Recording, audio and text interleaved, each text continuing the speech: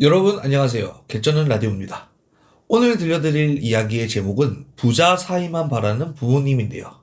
이 사연은 부모님의 내 딸 금이야 오기야 버전이 아니라 내 딸 부자 사이 데려와야 돼 라는 버전이 아닐까 싶네요. 자, 그럼 사랑과 현실 사이에서 고민하는 청취자분의 이야기 지금부터 함께 들어보도록 하겠습니다.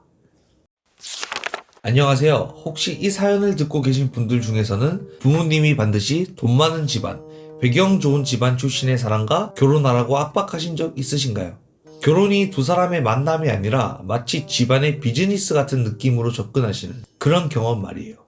저는 되게 평범한 집안에서 태어났어요. 그냥 보통 집안.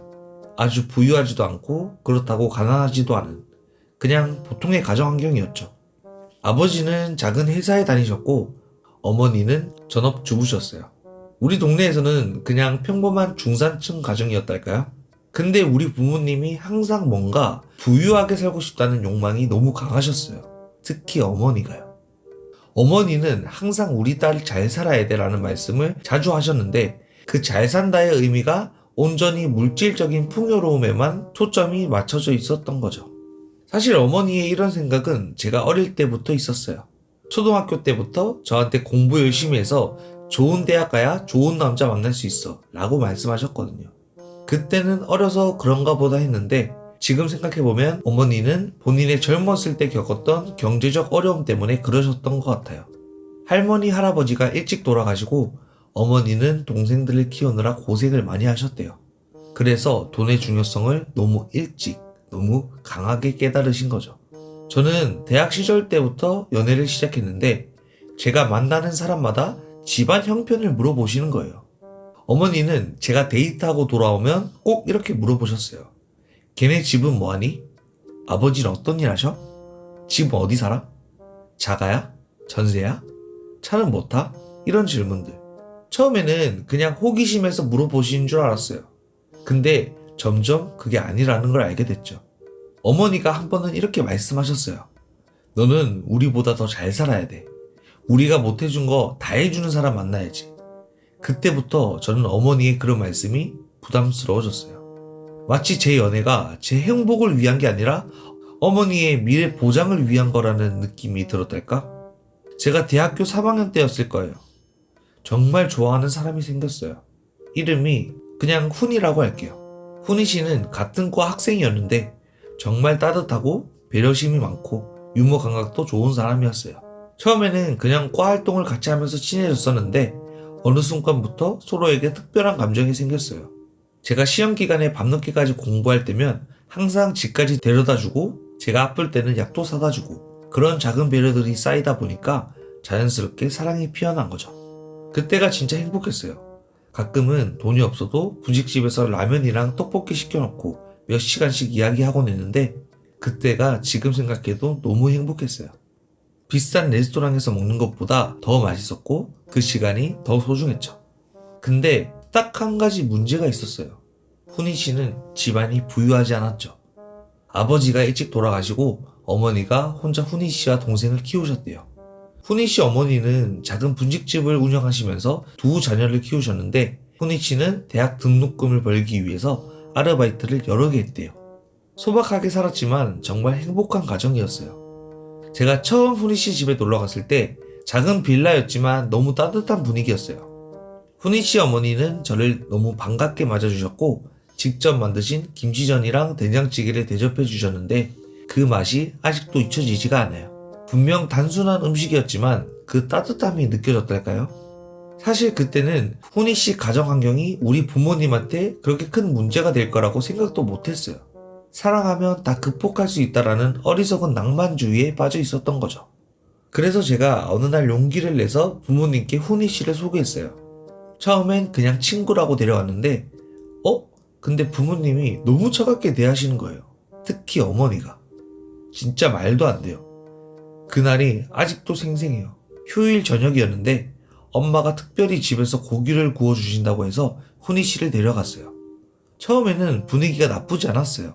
아버지는 평소처럼 조용하셨고 어머니도 웃으면서 맞아주셨으니까요.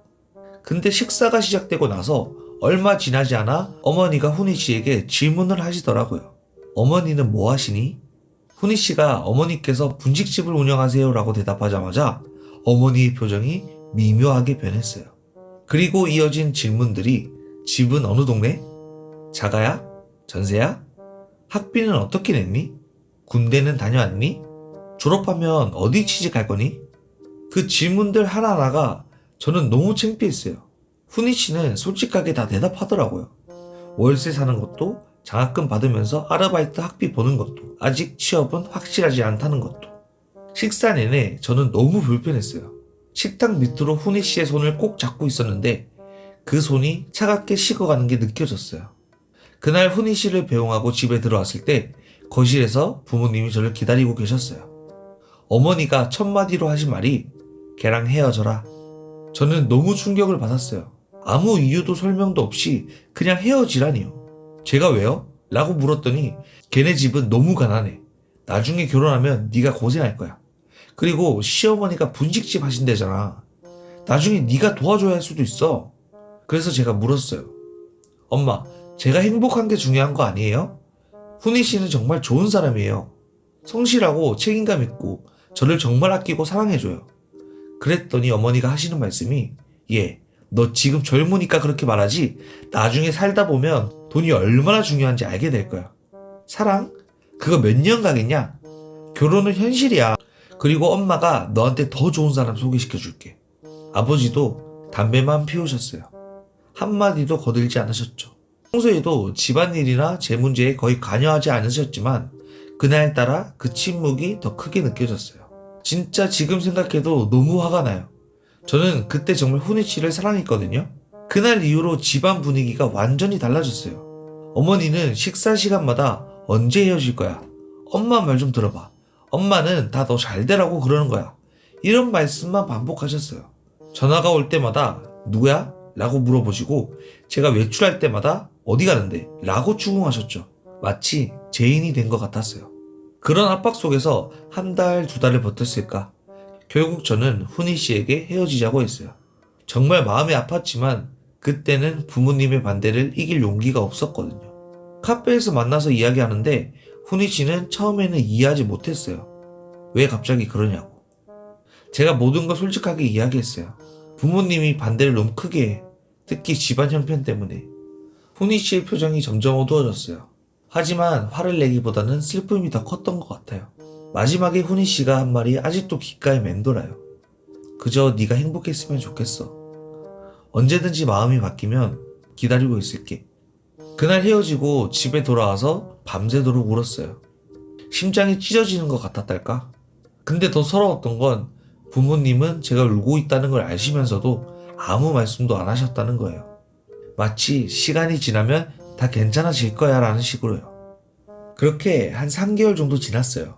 저는 겉으로는 괜찮은 척을 했지만 속으로는 매일 훈이 씨 생각을 했어요. 가끔 캠퍼스에서 마주치면 심장이 멎는 것 같았고 그냥 인사만 하고 지나쳐야 했죠. 그러던 어느 날 어머니가 저한테 접근하셨어요. 보통 때보다 살갑게요. 엄마가 좋은 사람이 있는데 한번 만나볼래? 저는 속으로 드디어 시작되는구나 했죠. 솔직히 예상은 했거든요. 어머니가 저를 빨리 좋은 집안가 엮으려고 하실 거라는 걸요. 제가 거절했죠. 엄마, 아직 헤어진 지 얼마 되지도 않았는데 다른 사람 만날 기분이 아니에요. 그랬더니 어머니가 뭐라고 하셨는지 아세요? 아직도 그 사람 생각하는 거야? 그러니까 엄마가 빨리 새 사람 만나보라는 거잖아. 시간이 약이라고. 새 사람 만나면 다 잊혀. 당시 저는 엄마의 말을 무시했어요. 근데 어머니는 포기하지 않으셨어요.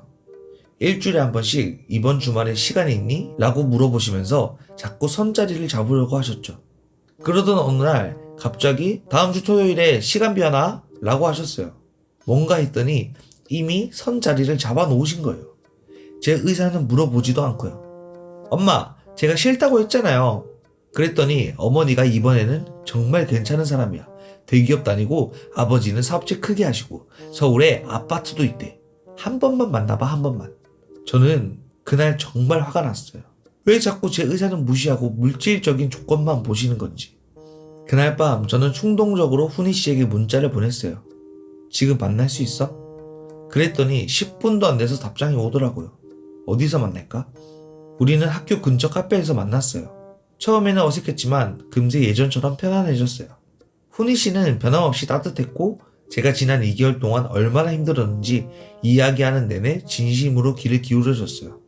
그리고 훈이 씨도 고백했어요. 저 없는 동안 정말 많이 힘들었다고. 그리고 여전히 저를 사랑한다고요. 그날 우리는 다시 사귀기로 했어요. 하지만 이번에는 비밀이에요. 부모님께는 말씀드리지 않았고 그게 최선이라고 생각했거든요. 사실 그때부터 제 이중생활이 시작됐어요. 집에서는 아무 일 없는 것처럼 행동하고 밖에서는 훈이 씨와 데이트하고 어머니는 계속해서 손자리를 잡으려고 하셨고 저는 핑계를 대며 피했어요. 시험 기간이에요. 친구 생일이에요.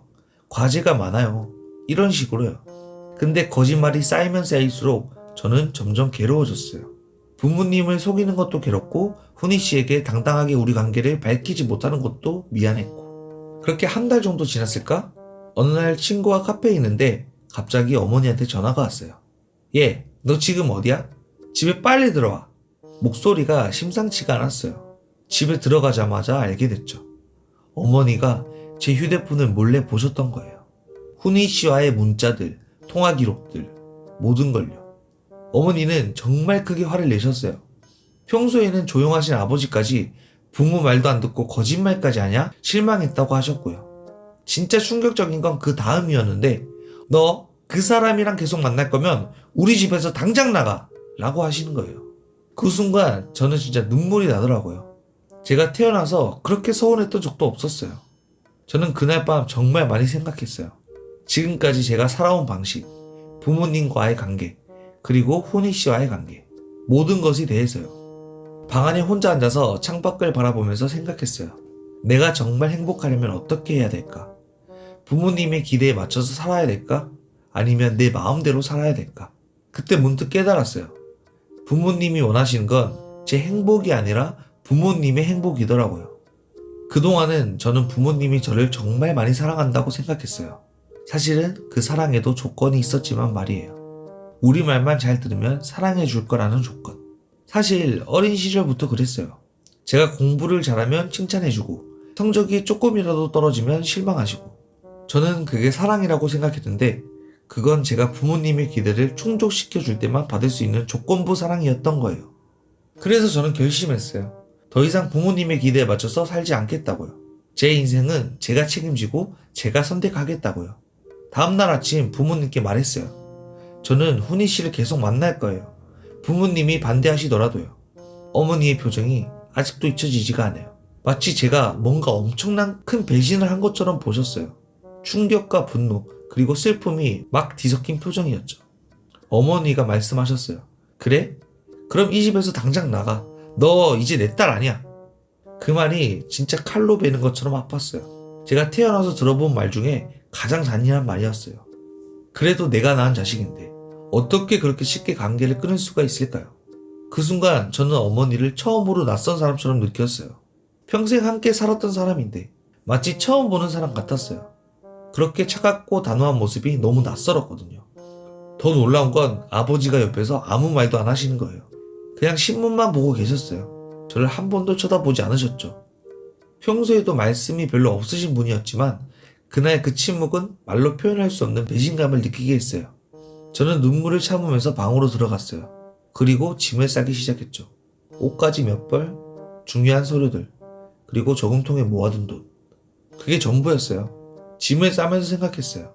그래도 20년 넘게 살았던 집인데 이렇게 쉽게 떠나게 되다니. 방 구석구석을 보니 추억이 물밀듯이 밀려왔어요. 어린 시절 책을 읽던 책상, 친구들과 놀았던 흔적들, 고등학교 졸업사진. 그때가 하필이면 비가 엄청 내리는 날이었는데 창문에 부딪히는 그 빗방울 소리가 그날따라 더 크게 들려왔어요. 창가에 앉아서 마지막으로 제 방을 둘러봤어요. 이 공간에 담긴 수많은 추억들, 웃음과 눈물이 교차하던 시간들. 그 모든 것들을 뒤로 한 채 떠나야 한다는 건 정말 너무나 가슴이 아픈 일이었어요. 짐을 싸고 나와서 훈이 씨에게 전화했어요. 나 집에서 나왔어.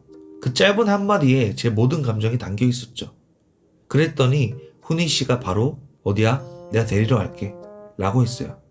10분 후 아파트 입구에서 기다리고 있었는데 훈이 씨가 우산을 들고 뛰어오는 모습이 보였어요. 그 순간 왠지 모를 안도감이 밀려왔어요. 그날 밤 비에 젖은 채로 훈이 씨의 작은 원룸에 들어섰어요. 문을 닫는 순간 지금까지 억누르고 있던 모든 감정이 밀려오더라고요. 그렇게 무너져 내렸어요. 그날 밤은 그렇게 내내 울었던 것 같아요. 훈이 씨는 아무 말도 없이 제 등을 토닥여 주더라고요. 가끔 괜찮아, 괜찮아 라는 말만 반복하면서요. 그 짧은 말 속에 담긴 따뜻함이 저를 조금씩 진정시켜 주었어요. 처음 며칠은 마치 꿈을 꾸는 것 같았어요. 아침에 눈을 뜨면 여기가 어디지? 하는 생각부터 들고 그 다음 순간 모든 기억이 한꺼번에 밀려와서 가슴이 무너지는 느낌. 그렇게 며칠을 보냈어요. 일주일쯤 지났을까? 어머니에게서 문자가 왔어요. 정신 차리고 집에 들어와라. 이렇게 딱 단 한마디. 그것도 안부나 걱정이 아닌 그저 명령조의 문자였어요. 어머니는 여전히 제가 한 선택을 인정하지 않으시는 거죠. 그 순간 마음속 깊은 곳에서 무언가가 완전히 끊어지는 느낌이었어요. 마치 실이 툭 하고 끊어지는 것처럼. 더 이상은 이어나갈 수 없는 관계가 된 것 같았어요. 정말 그때가 제 인생에서 가장 힘든 시기였던 것 같아요. 학교 다니면서 아르바이트도 시작했거든요. 훈이 씨도 기존 알바에 하나를 더해서 하게 됐고 작은 원룸에서 두 사람이 살아가기 위해서 정말 빡빡한 일정을 소화해야 했어요. 새벽에 일어나서 편의점 알바를 하고 수업 듣고 저녁에는 카페에서 또 일하고 그렇게 하루하루를 겨우 버텼어요. 때로는 너무 지쳐서 서로 말 한마디도 나누지 못하고 잠들 때도 있었죠. 근데 그래도 작은 행복이 있었어요. 좁은 방에서 서로 기대에 앉아 컵라면 먹으며 나누는 대화들, 미래에 대한 작은 꿈들, 그런 소소한 시간들이 저희를 지탱해 주었어요. 하지만 명절이 다가왔을 때가 정말 힘들었어요. 친구들은 모두 고향에 내려가는데 저희는 갈 곳이 없었거든요. 추석날 원룸에서 둘이서 컵라면을 끓여 먹으면서 TV를 보는데 문득 가족이 생각이 나더라고요. 또 그 순간 정말 많이 울었어요. 훈이 씨도 말없이 옆에서 같이 울어줬죠. 그렇게 석 달쯤 지났을 때 아버지에게서 문자가 왔어요. 잘 지내니? 밥은 잘 먹고 있니? 그 짧은 문자에 담긴 감정이 느껴졌어요. 하지만 마지막에 어머니한테는 비밀이야 라는 말이 덧붙여져 있었고 그걸 보는 순간 마음이 더 아팠어요. 결국 아버지도 저를 자유롭게 딸로 대하지 못하시는 거니까요. 가끔씩은 그렇게 아버지와 문자를 주고받게 됐어요. 항상 어머니 몰래 아버지는 제가 보고 싶다고 하셨지만 직접 만나러 오시지는 못했어요. 어머니 눈치를 계속 보셨던 거죠. 지금 생각해도 되게 안타까워요. 어머니는 그 이후로도 정말 단 한 번도 연락하지 않으셨어요. 크리스마스 때 용기를 내서 메리 크리스마스 엄마 라고 문자를 보냈는데 답장은 오지 않았어요. 그 공허함은 말로 표현할 수가 없었죠. 그렇게 1년이 지났어요. 저와 훈이 씨는 대학을 졸업했고 각자 취직했어요. 월급은 많지 않았지만 그래도 알바보단 나았죠. 적어도 규칙적인 생활을 할 수 있었으니까요. 2년째 되던 해 우리는 결혼을 결심했어요.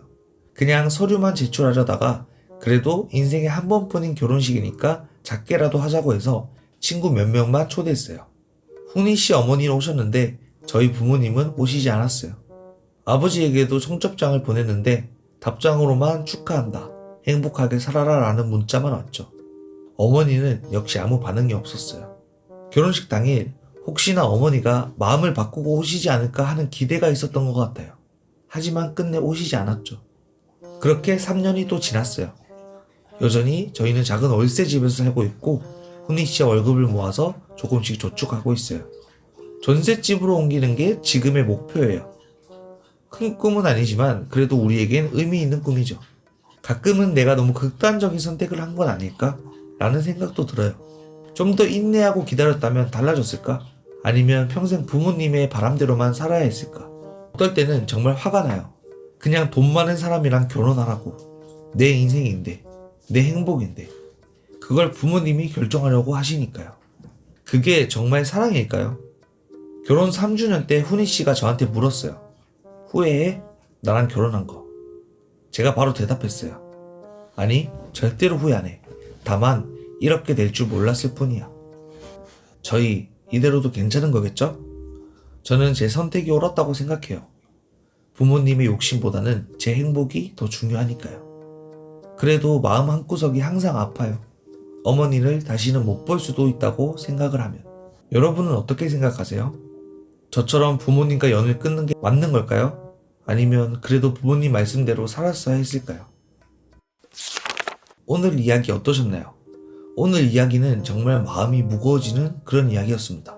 어떤 선택이 옳은지 누구의 잘못인지 쉽게 말할 수 없는 상황이네요. 부모님의 마음도 사연자의 마음도 이해가 되는 부분이 있으니까요. 부모님께서는 자식이 고생하지 않기를 바라는 마음에서 그런 선택을 원하셨을 테고, 사연자는 자신의 행복과 진정한 사랑을 선택한 거겠죠. 그 과정에서 단절된 관계가 3년이나 넘게 지속되고 있다는 게 정말 안타깝습니다. 여러분도 비슷한 갈등을 겪고 계신 분들이 계실 거예요. 결혼이나 진로, 또 다른 인생의 중요한 결정들에서요. 어떤 선택이 정답인지는 아무도 모릅니다. 하지만 분명한 건 우리 각자의 행복이 가장 중요하다는 거예요. 오늘 사연을 보내주신 분께 진심으로 응원의 마음을 전합니다. 언젠가 부모님과의 관계도 회복되길 바라고 지금의 선택 속에서도 행복을 찾아가시길 바라겠습니다. 여러분도 비슷한 경험이 있으시다면 댓글로 여러분의 이야기를 나눠주세요. 서로의 경험이 누군가에게 큰 위로가 될 수 있으니까요. 여러분의 사연도 기다리고 있으니까 개쩌는 라디오 이메일로 사연 많이 보내주세요. 그럼 오늘도 개쩌는 라디오 들어주셔서 감사드립니다. 구독과 좋아요 잊지 마시고 다음 방송에서 만나 뵙겠습니다. 안녕.